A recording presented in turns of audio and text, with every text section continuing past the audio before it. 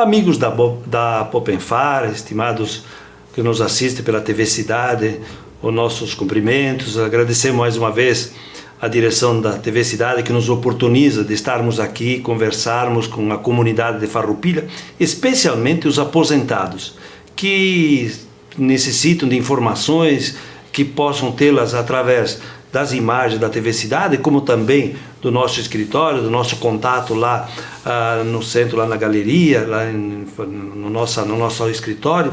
Queremos aqui uma oportunidade de trazer um assunto extremamente importante e que afeta muitos aposentados que têm plano de saúde.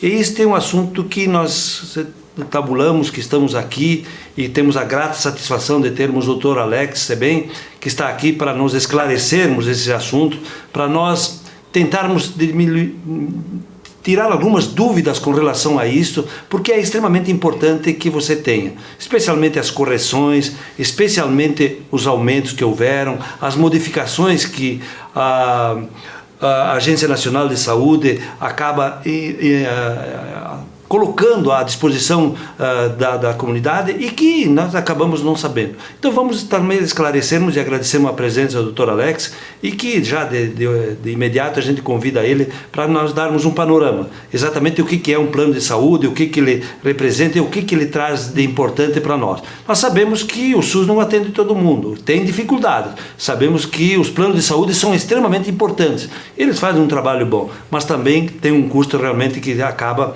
por vezes fazendo com que muitas pessoas acabam desistindo. Dr. Alex, obrigado pela presença. Vamos tentar esclarecer um pouquinho para a comunidade. Com certeza, Pascoal, uma boa tarde para você, boa tarde para todos os ouvintes. É um prazer estar sempre retornando aqui, como havia dito em programas anteriores, com informações de um modo simples, para pincelar, dar uma introdução para a sociedade de alguns tópicos que passam desapercebidos, né? Certo.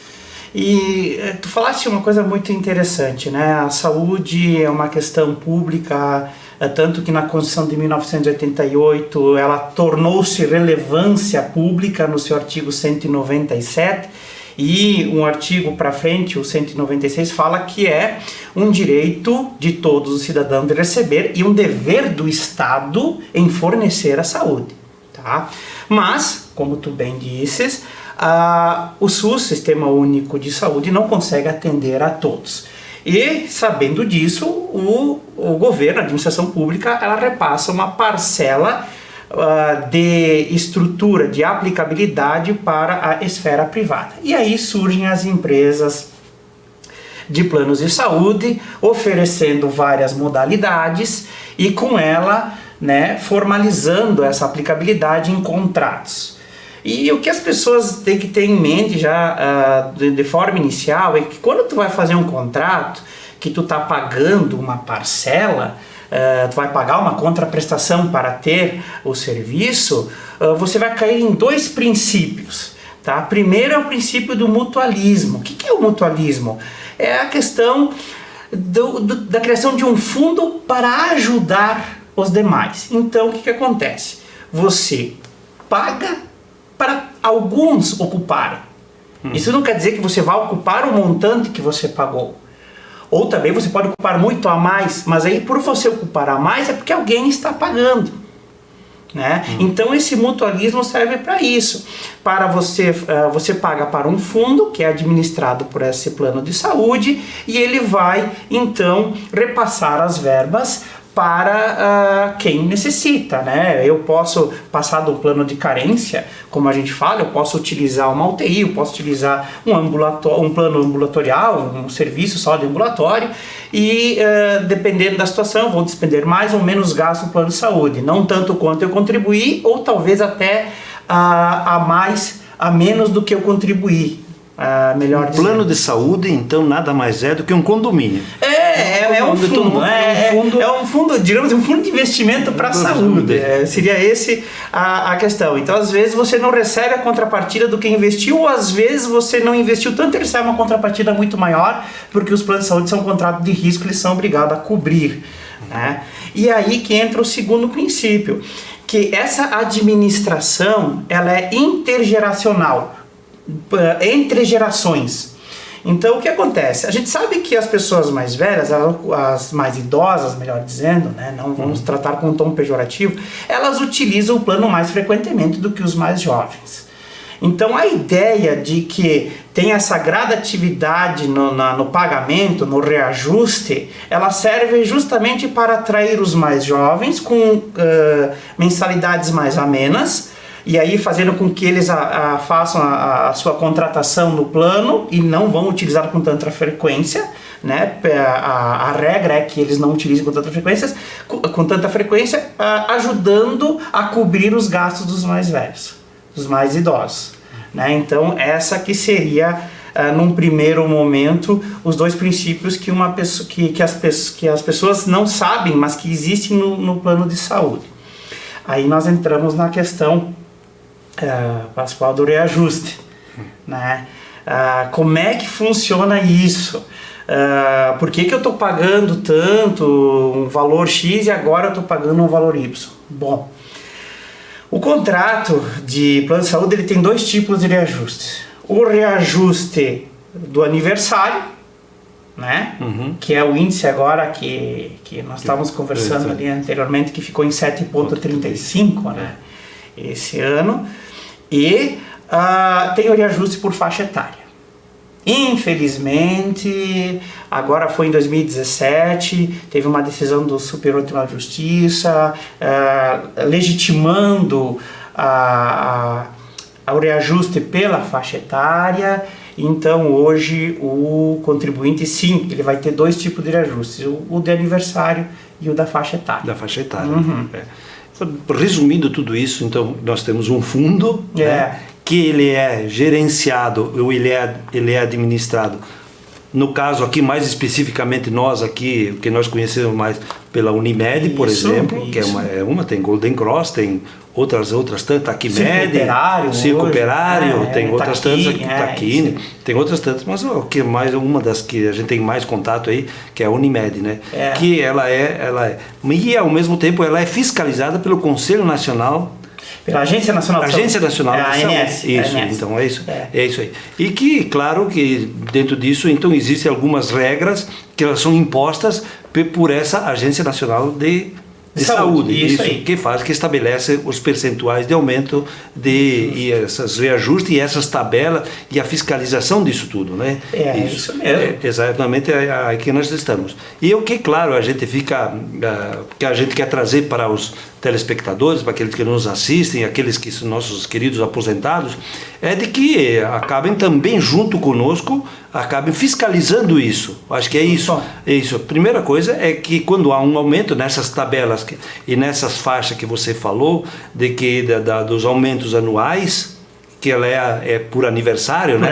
Por aniversário de contrato. Isso mesmo. E não aniversário da pessoa. Não, aniversário de contrato. Eu assinei, a data que tu assina o contrato. Eu assinei o contrato em 1º de fevereiro. Em 1º de fevereiro do ano que vem eu vou ter um reajuste XY, que ele é regulado pela Agência Nacional. Isso aí. Hoje... Acho que o que é importante nós deixarmos aqui para os telespectadores, para os nossos que nos assistem, é de que quando há esses aumentos, eles possam verificar, fazer uma regra de 3, e para saber se realmente houve esse aumento dentro dos parâmetros que foram estabelecidos, né? O aumento que teve, dividido por aquilo que pagava antes, ver o percentual que dá, se realmente isso é o percentual que foi anunciado.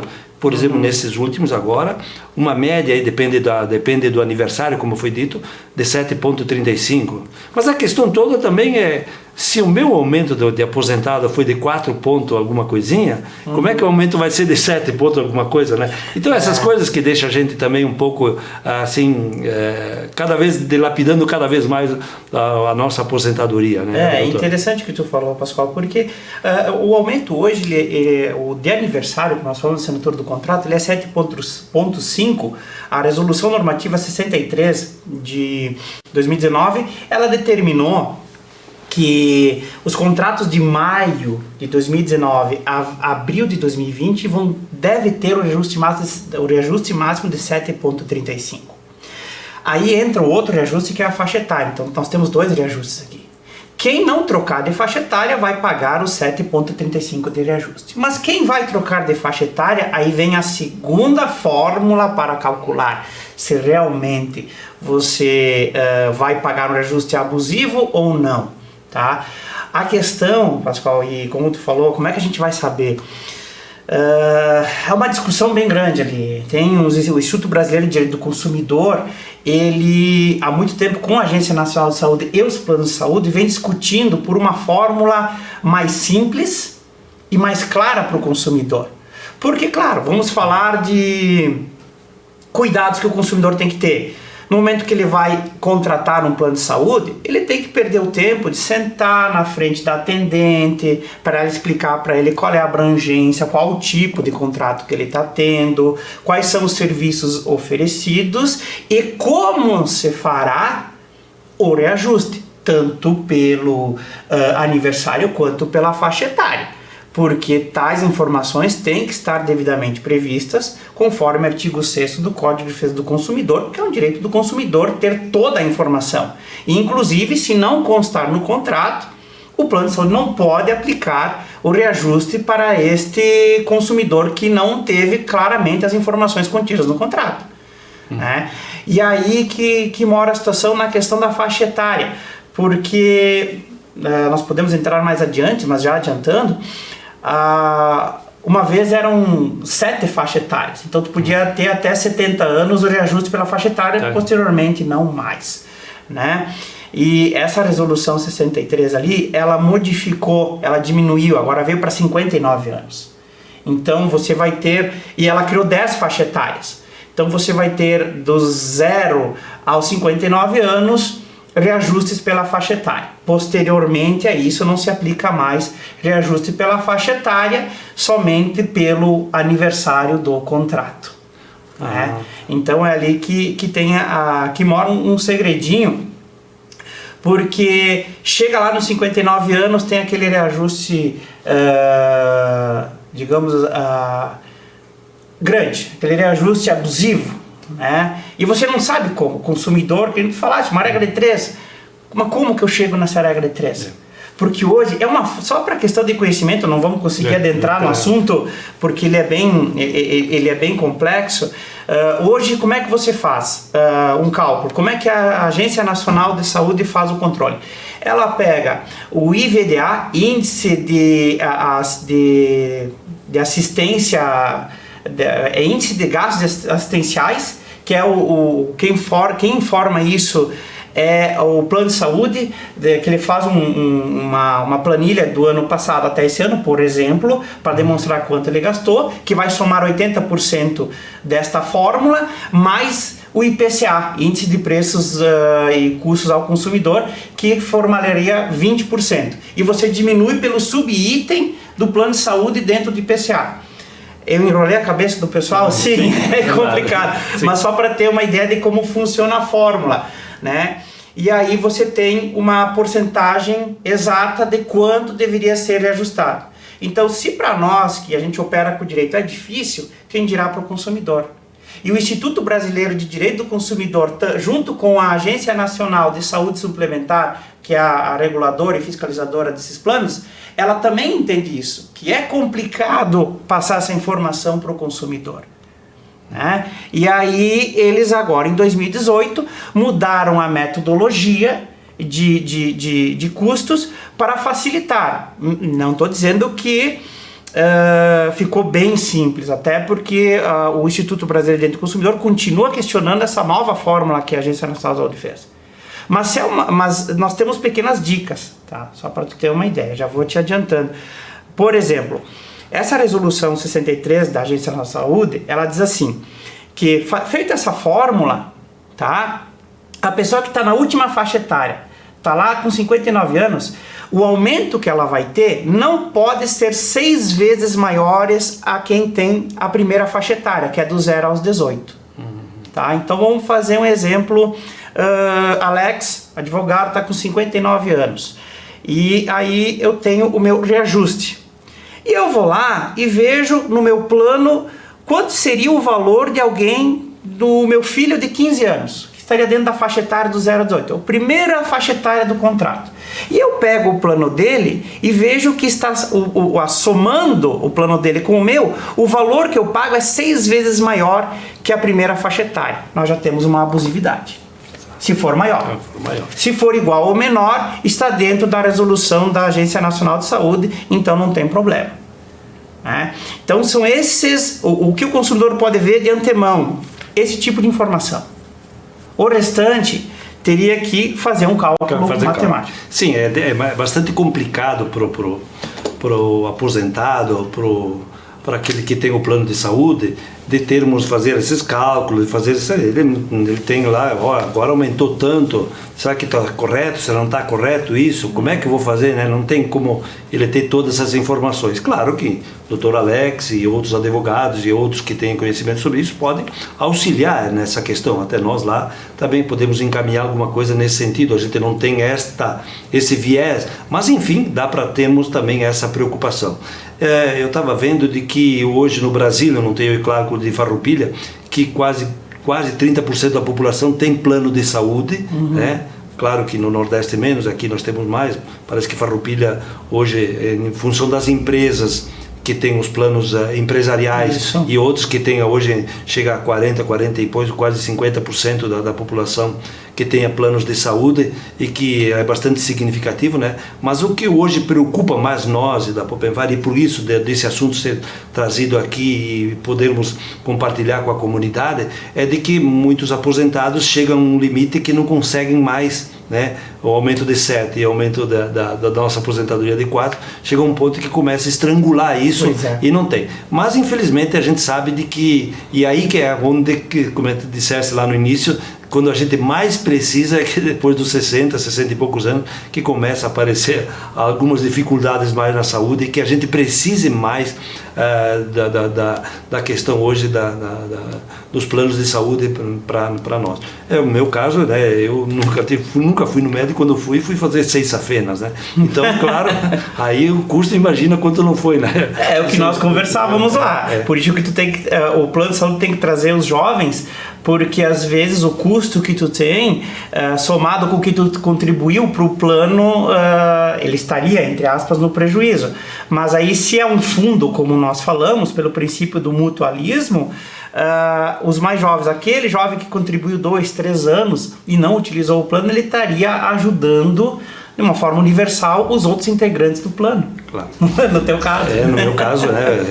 Eu fui colocando água dentro desse balde, e quando lá pelas tantas eu fui lá e tirei toda a água do balde, né?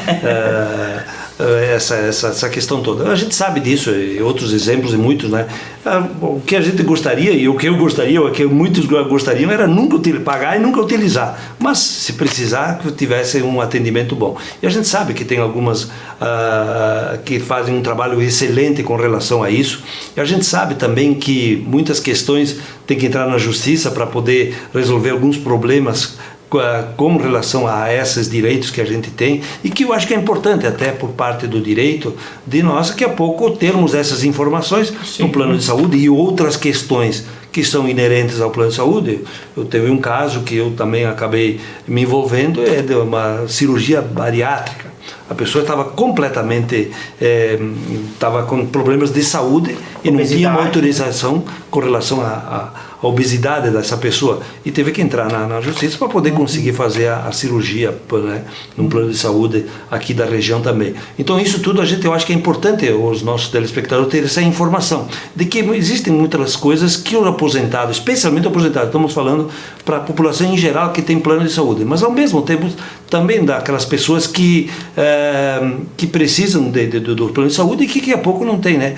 Discutir um pouquinho a questão dos aumentos, essas questões elas são importantes, mas ao mesmo tempo também os nossos direitos. Daqui a pouco, então, se não dá para nós mexermos nos aumentos, vamos ver os nossos direitos de uma forma concreta, né, doutor? É importante ver o que consta no contrato. Tiveram várias mudanças em 2019, não só na questão do reajuste, ampliando a nossa conversa, também na questão da permuta, né, da portabilidade de plano. Estou na Unimed, quero ir para o Círculo Operário, ou estou no Círculo Operário, quero ir para a Unimed. uma vez existia uma carência, agora não se tem mais carência. Dependendo, assim, você cumpriu a carência do plano que você estava e você quer fazer uma portabilidade, essa mudança, o novo plano exigia uma carência, agora não haveria mais essa carência, a ampliação da cobertura do plano, isso é muito importante, porque às vezes a pessoa vai fazer um serviço, necessita de um atendimento e tem uma diferença, de repente essa diferença não era para ser cobrada, o plano tem as alegações deles, aí o consumidor se vê compelido a pagar e posteriormente numa discussão via judiciário ela tem esse valor revertido. É importante que as pessoas entendam de sentar com o atendente, verificar os seus planos, tá com alguma dúvida, tem o seu advogado de confiança ou como as pessoas, os associados da Popenfar buscar informações na Popenfar. A informação é o nosso maior instrumento para combater abusividades, né?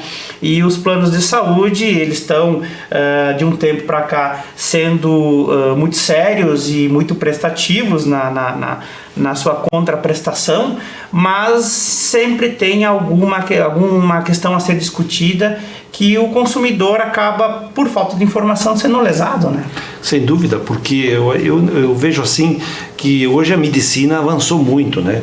Ela tem, a cada momento tem um novo exame, nós viemos de um tempo do raio-x, hoje tem ressonância, hoje tem ultrassom, hoje tem uma série de exames que vão sendo acrescentados e que a gente vai lá, daqui a pouco somos chamados para mudar de plano, para acrescentar esses itens, e acrescentando esses itens é o que o médico pede, e todos que nos assistem sabem muito bem do que eu estou falando, porque hoje você vai no médico e na verdade você sai de lá com uma requisição de 10, de 15, de 20 exames, e isso tudo, obviamente, que se você tem um plano de saúde, vai tudo para a balança, né? Vai tudo para lá.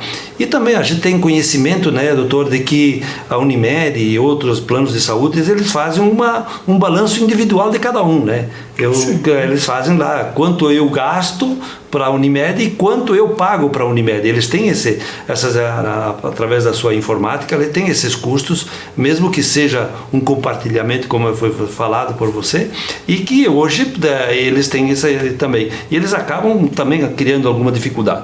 Eu vou te dizer da minha parte, assim, que hoje eu faço a cada ano 50 exames, não é nem 49 nem 51, eu faço 50 exames, exatamente o que o meu médico manda fazer, o Dr. Luquezzi lá em Porto Alegre manda eu fazer 50, e isso tudo obviamente que tem um custo, e a gente sabe disso, que alguém também está pagando por mim, né, nesse compartilhamento. Mas o que é extremamente importante nós esclarecermos isso, deixarmos muito claro isso para a comunidade, de que temos esses itens, temos esses detalhes, de que os planos de saúde são bons, né? Não vamos aqui crucificar eles, a gente sabe disso, e nem os que estão administrando isso, né, que é um grupo de, a Unimed é um grupo de médicos, está aqui nem um grupo de médicos, né, outros, o Cicoperário, são os associados do Cicoperário, através da sua diretoria, que administram isso tudo, e obviamente que eles também têm que ter um balanço disso, né? Então vamos sentar nas duas cadeiras, né,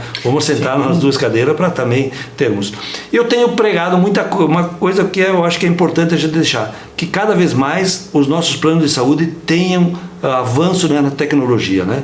Hoje que a gente avance nessa questão, que tenhamos, né, não continuemos no raio-x, que nós possamos ter outros, né, mecanismos, e que a gente continue não só indo a São Paulo, indo a Porto Alegre, indo a outro, que na nossa região tenhamos os exames para serem feitos a nível de avanço de tecnologia, que é extremamente importante para nós, né, doutor? Perfeito, perfeito. E é justamente como tu bem falaste, Pascoal, essa aquisição de um novo aparelho de ressonância magnética, ou como a estrutura que nós vemos na região dos hospitais formados pelo plano de saúde, elas englobam essas despesas, esses índices de despesas assistenciais que fazem parte de um cálculo, da fórmula do cálculo, né, que é um cálculo atuarial, para formar o reajuste da faixa etária que cada plano vai oferecer. Para finalizar, se eu puder deixar uma mensagem para o consumidor, é que ele tenha o tempo, tire o tempo, sente com o pessoal do plano de saúde, com o atendente que ele vai tratar para contratar o plano, se informe, faça perguntas necessárias. Olha, o que cobre o meu plano? Ele é regional? Ele é nacional? A pessoa vai expor a sua vontade. Como tu bem falaste, nós temos 5 tipos de plano: o individual, o familiar, o coletivo, coletivo com menos de 30 funcionários, mais de 30 funcionários, os de sindicatos, associações, que são os por adesão. Então, a pessoa tem que estar ciente do que ela está contratando. E esses valores, esses índices já têm de estar previstos no contrato. Sob pena, sim, de nós incorrermos numa ilegalidade, com possível nulidade, ou anulabilidade, melhor dizendo, numa abusividade de reajustes e também numa cobertura que ele teria direito e tem uma diferença ou um valor a ser pago que não era para ser pago. Então essa informação o consumidor tem direito de receber, é um direito dele e é um dever do plano de saúde emprestá-lo. Olha, nós queremos agradecer aqui de uma forma muito carinhosa o Dr. Alex Sebem, e que ele pode aqui informar a quem nos assiste. O escritório teu endereço é, doutor? É na Rua Júlio de Castilhos, número 651, na sala 404. Ponto de referência, nós temos o laboratório da Unimed, que é o prédio ali do laboratório da Unimed, e nós estamos à disposição ali da Apopenfar ou das pessoas que assim se disporem. O Dr. Alex Sebem é um colaborador da Apopenfar e que nos auxilia quando nós precisamos de algumas informações do trabalho. Nós consultamos ele e por isso que nós trouxemos ele aqui para dar esse pequeno esclarecimento com relação aos planos de saúde, que é extremamente importante que o aposentado tenha esta informação. E claro que não conseguimos esclarecer tudo, mas ao mesmo tempo também deixamos esse canal aberto com o Dr. Alex, lá na Apopenfar, conosco mesmo, para a gente poder encaminhar algumas questões que possam suscitar alguma dúvida com o nosso aposentado. Claro que é importante que seja um associado lá, que a gente possa ter essa relação com a associação, e por isso que é nosso caminho com relação a isso. Eu, para finalizar aqui, eu quero deixar aqui uma forma também muito tranquila a todos os aposentados, que todos os nossos planos, todo o nosso atendimento lá, todos os dias, da 1 às 4 da tarde, das 13 às 16 horas, estamos lá com os nossos projetos, com os nossos planos, com aquelas questões que há necessidade, não só nos planos de saúde, mas nas outras questões, auxílio funeral e outras questões, a questão dos descontos que estão ocorrendo, aquelas ligações que estão sendo recebidas os aposentados para desconto, para fazer os empréstimos consignados. Essas questões todas estamos lá para esclarecermos, para podermos fazer com que cada vez menos os aposentados sejam ludibriados com tanta massacre que há por trás dele, porque há uma renda garantida e que aquele que vai fazer os empréstimos consignados garante esse valor. Então eu quero deixar um abraço aqui, também deixar um abraço ao Dr. Alex, e que nos colocamos à disposição, tanto lá o Dr. Alex quanto nós lá na Apopenfar, aos queridos amigos e que precisam do auxílio.